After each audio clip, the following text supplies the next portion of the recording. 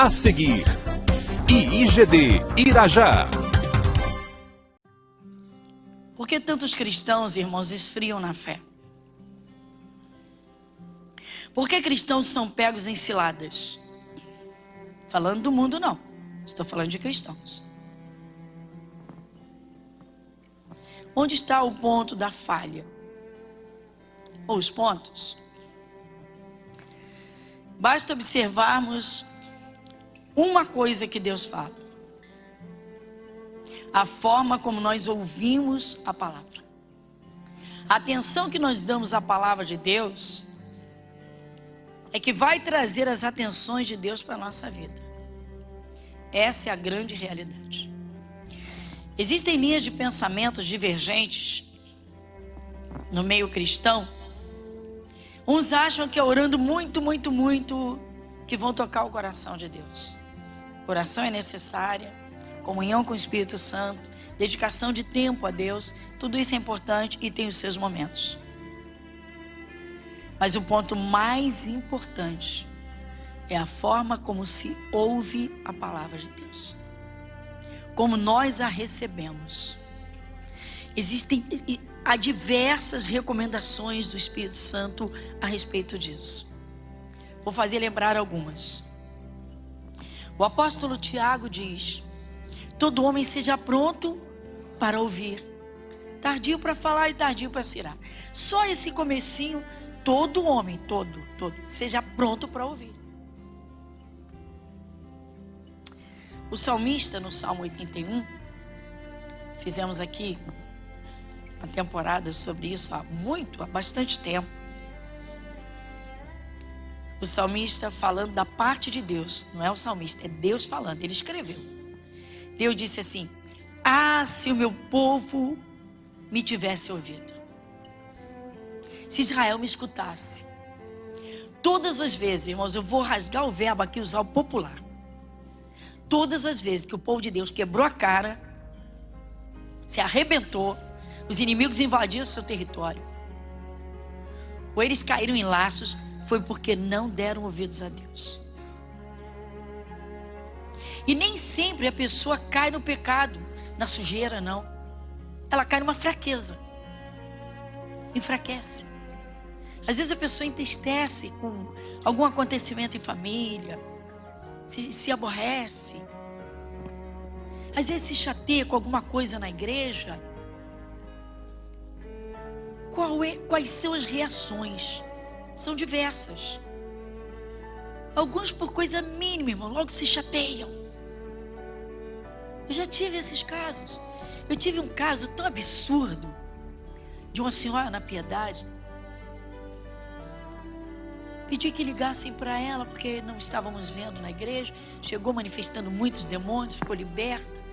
Depois de liberta, some da igreja. Ah, estou chateada. Eu chego, não tem um obreiro para me cumprimentar. Passei pela pastora, nem olhou para minha cara. A gente é obrigado a esticar o olho assim e ficar procurando quem é que está olhando para a gente. Me poupa. Vou parar com essas criancices. Parar com essas bobeiras. De coração rasgado, irmãos. Pura bobeira. É bom despertar, meu irmão. O diabo não brinca. Satanás não brinca de ser diabo, de roubar, matar e destruir. Vamos crescer. Isso é coisa de criança, meu irmão. Isso é coisa de criança. Vamos despertar. É tempo, irmãos, do cristão, a pessoa que se converte, ela tem que se interessar pelo seu crescimento espiritual.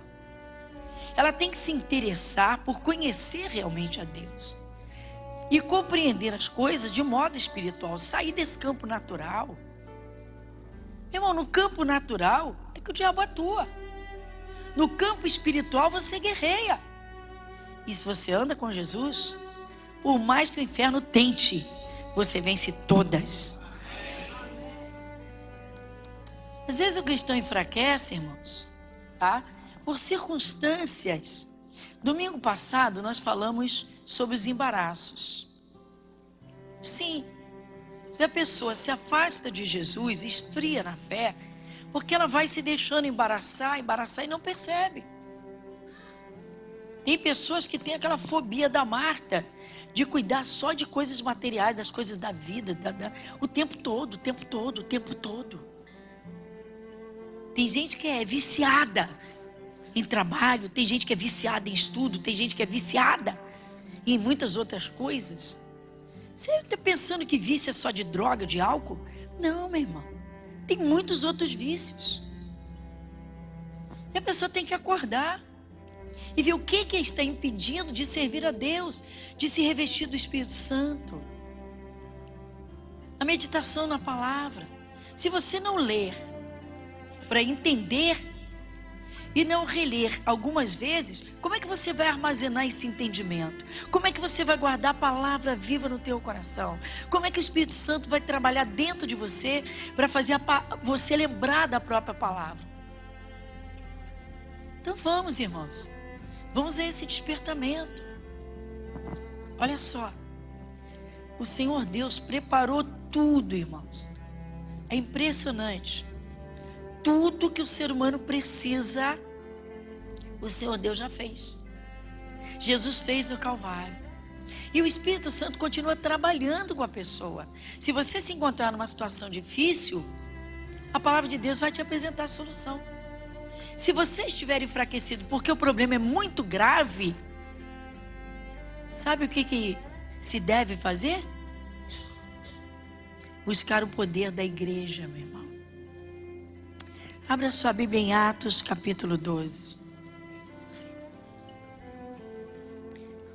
Então, eu vou ler devagarinho, você acompanha com seus olhos, porque, irmãos, quando a fé de um enfraquece, se ele estiver no meio do corpo, o poder do Espírito Santo está ali sobre todos. Ninguém se fortalece da noite para o dia se caiu num enfraquecimento sério. Vai precisar de ajuda para se levantar. Por isso, a igreja foi constituída da seguinte forma: a igreja é o corpo, mas Cristo é a cabeça. Então, se a igreja segue a direção que Deus dá, ou seja, a cabeça é Cristo, não tem como ela não vencer. Então, qualquer pessoa que se una à igreja, ela vai vencer. É isso que nós vamos ver. O título aqui diz assim: Herodes manda matar Tiago. Pedro é livrado da prisão, a morte de Herodes. Nós não vamos ver a terceira parte, vamos ver as duas primeiras partes. Herodes manda matar Tiago, Pedro é livre da prisão. Então, no capítulo 12, no versículo 1, diz assim: Por aquele mesmo tempo, o rei Herodes estendeu as mãos sobre alguns da igreja para os maltratar. E matou a espada Tiago, irmão de João. Então dá uma paradinha já aqui. Talvez você diga assim: meu Deus, que isso? Pois é. Matou, meteu a espada, o Herodes mandou meter a espada no Tiago, irmão do João. Aqueles dois pescadores que Jesus chamou para discípulos. Eles estavam com o pai, pescando. E eles estavam lavando as redes. E aí, de repente, aí Jesus passa e chama os dois, Tiago e João. E lá vão eles seguindo a Jesus. Se tornaram discípulos, receberam tudo que Jesus ensinou a todos, contemplaram maravilhas do poder de Deus, viram mortos ressuscitando, doentes sendo curados. E aí, o Herodes o apanhou. Tiago estava fazendo uma grande obra, pregando o evangelho. Prendeu e mandou matar. Você diz: como é que pode? Quando eu digo, irmãos, que as revelações dos últimos tempos são muito maiores do que até no começo, muita gente arregala o olho. Meu irmão, é uma questão de entendimento e fé. Não são todos os cristãos que abrem o coração para o entendimento cristalino da palavra de Deus. Bom, tá bom. Então Tiago foi morto. E agora? Agora você vai ver o versículo 3. E vendo que isso agradara aos judeus, continuou mandando prender também a Pedro. E eram os dias dos asmos. Eles queriam ver sangue, a população aplaudia o Herodes. O Herodes quer fama e mais fama. Quer seu nome muito famoso, é o tal, tem poder. Tem gente que tem isso nessa bobeira. Aliás, o orgulho é uma desgraça, viu, irmãos? Eu digo que o orgulho, ele se assenta no pedestal de Satanás. Toda pessoa que é orgulhosa, ela quer estar sempre por cima. Só que com Deus é o contrário. O Senhor Deus diz: humilhai-vos perante a potente mão de Deus, e Ele a seu tempo vos exaltará. Isso é o que diz a palavra. Salomão diz que com os humildes está a sabedoria. Humildade é um coração desprovido de orgulho. Não é miséria, não é desgraça. Bom, então agora, irmãos, prenderam Pedro. O grande apóstolo Pedro, que estava causando uma verdadeira revolução na igreja primitiva, alcançando milhares de pessoas. Para você ter uma ideia, Pedro, ele conseguiu ganhar 3.000 almas e batizar 3.000. Ele com os discípulos, 3.000 pessoas num dia. Não tinha um templo, não tinha microfone, na garganta, pregando, ensinando, e 3.000 almas se converteram. Quando o governo viu, quando os líderes das sinagogas viram aquilo, se encheram de inveja e raiva. Aí, quem é esse Pedro? Quem é esse sujeito? Um pescador? Qual foi a faculdade que ele fez? Imagina. Quais os cursos que ele fez? A ira de Herodes se acendeu e chamou lá os oficiais dele: prendam. Quero Pedro preso, porque eu vou fazer a mesma coisa que eu fiz com o Tiago. Vamos ver. Versículo 4. E havendo-o prendido, o encerrou na prisão, entregando-o a 4 quaternos de soldados para que o guardassem, querendo apresentá-lo ao povo depois da Páscoa. Pedro, pois, era guardado na prisão, mas a igreja fazia contínua oração por ele a Deus. Chama sua atenção para isso. Como Deus me chama a atenção para isso. Pedro está preso pelo mesmo Herodes que prendeu o Tiago. Possivelmente a mesma cadeia, o mesmo buraco, o mesmo calabouço. Pedro está lá dentro da prisão. Só que a igreja iniciou um trabalho de oração pelo Pedro. E diz aqui, irmãos, era uma ação contínua. A igreja perdeu o Tiago. O evangelho perdeu o Tiago. O cristianismo aqui na terra perdeu o Tiago. Um grande pregador foi morto por Herodes. Herodes é a pura representação do diabo. Tiago foi morto. O irmão do apóstolo João, aquele, diz a Bíblia, a quem Jesus amava, ou seja, ele amou todos. Mas aquele foi o que escreveu o evangelho, era aquele bem chegado. Pedro está preso, vai ser entregue para ser morto, não tem como, ninguém pode livrar o Pedro. Ele está nas mãos de Herodes. Herodes detém o poder. Herodes tem um exército a seu serviço. Herodes é autoridade sobre toda a Judéia.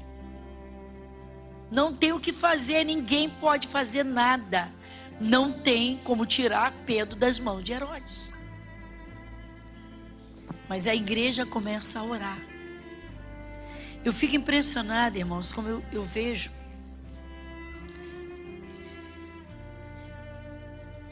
A gente observa as pessoas e vê que umas se convertem, às vezes, com problemas aparentemente simples.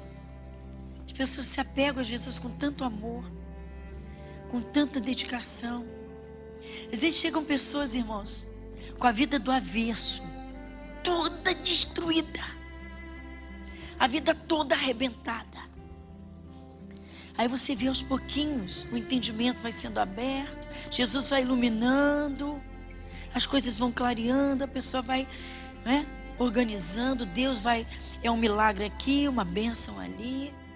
Daqui a pouco a vida da pessoa está toda arrumadinha. Toda arrumadinha, eu costumo dizer isso. Quando a pessoa vem, ela vem toda destruída. Se ela abre um pouquinho o coração, Jesus começa a ajudar, a trabalhar. Daqui a pouco a vida dela está arrumadinha. Estava desempregada há anos, devendo a todo mundo, humilhada, doente. Aí Jesus cura, abre portas, levanta o moral, começa a melhorar. Poder de compra, já vai adquirindo coisas, já vai melhorando em tudo. Acaba com as dívidas, vida organizada. Aí entrando, saindo, começa a crescer, financeiramente vence, já está sobrando. Daqui a pouco você observa, já não vem a tantos cultos quanto vinha no começo. Já mudou a sua prática de vida cristã. Está sobrando.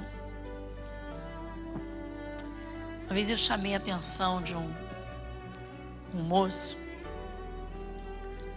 Ele faltou num domingo de Santa Ceia. Foi só um domingo. Sempre sentava na frente com a família.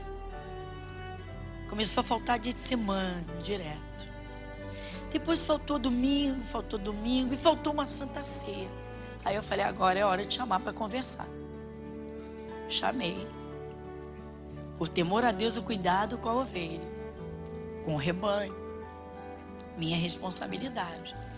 Não pedi ninguém para fazer isso. Normalmente eu peço um pastor auxiliar, uma pastora diz que a pastora está sentindo sua falta, que a gente não está vendo, o Espírito de Deus está sentindo tua falta. Mas eu chamei. Falei, menino, um homem, um jovem senhor. Eu falei, tratei igual criança. Falei, menino, você não pode esquecer como foi que você encontrou Jesus. Você encontrou Jesus, além de estar desde o pecado de Adão, você está com a vida toda arrebentada. E você vai me desculpar, mas eu fiquei sabendo que você, fim de semana, vai para determinada área de mar e vai andar de jet ski, que você comprou um jet ski. Para que um servo de Cristo quer um jet ski? Chamei, meu irmão, na responsabilidade. Qualquer um poderia pensar assim, pastor, não tem direito de entrar na privacidade de alguém. Tenho sim. Tenho sim. Como pastora, eu tenho sim. Eu tenho, sabe por quê? Porque a ovelha tem que ser guiada pelo pastor, pela pastora. E pastorear não é só botar no colo. As ovelhas hoje pensam que pastorear é só colo. Ovelha hoje só quer colo. Quer colo, quer festa. Chamei. E falei, pra quê? Falei, você trocou uma santa ceia por diversão? Você não teria um outro dia, um sábado, um feriado, dia de semana que não fosse o seu dia de culto? Ficou chateado comigo. Ficou chateado comigo. Lamentei. Piorou. Foi se ausentando cada vez mais. Desviou. família também foi embora. Passou um tempo. Meu irmão, a gente não pode ficar orando só por uma ovelha, não, meu irmão. Se ela está numa luta, a gente entra na batalha por ela. Mas se ela está se divertindo, a gente chama a responsabilidade. Não quer? A responsabilidade é sua. Está se divertindo. Passaram os anos. Uns anos, passaram-se os anos. O casamento acabou.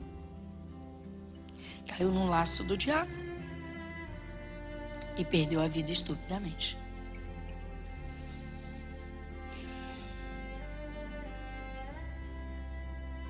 Meu irmão, se o diabo está destruindo uma pessoa, ele destruiu a vida dela. Ela encontrou Jesus. Jesus reconstruiu tudo. Ela vai largar Jesus? Para, meu irmão. Para, minha irmã. E não é o caso do Pedro. O Pedro estava pregando o evangelho. Ele não estava na farra. Ele não estava nas orgias. Ele não estava nas noitadas. Ele estava pregando o evangelho, mas ele está preso. E por pregar o evangelho. Só que a igreja fazia contínua oração por ele a Deus. Igreja Internacional da Graça de Deus, Avenida Monsenhor Félix, 1120, Irajá.